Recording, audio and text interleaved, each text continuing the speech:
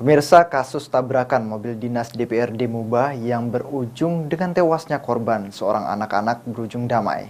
Bahkan kini, sang sopir mobil tidak lagi menjalani penahanan di Polres Muba.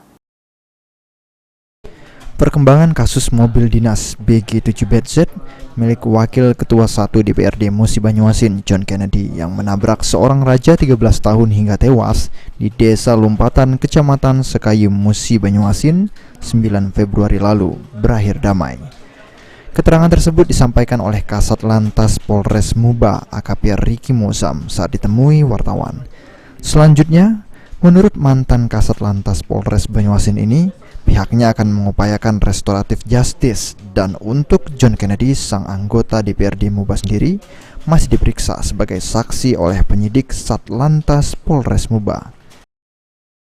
Perkembangan kasus tabrak yang menewaskan bocah 13 tahun di Lompatan ini seperti apa?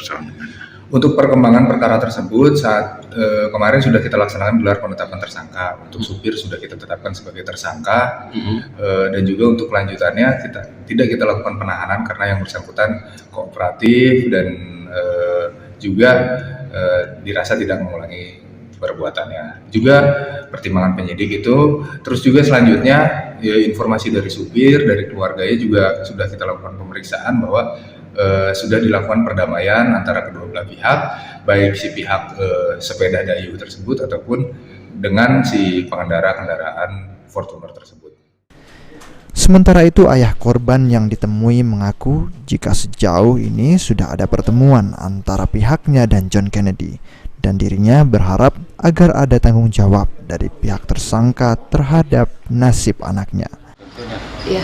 Ya kan hadir terus di malam terakhir kan, malam pertama sampai ke terakhir hadir.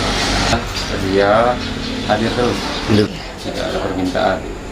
Permintaan yang pasti tetap etikat baiknya aja.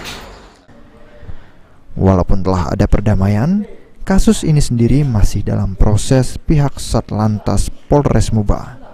Ruzi Iskandar, PAL TV.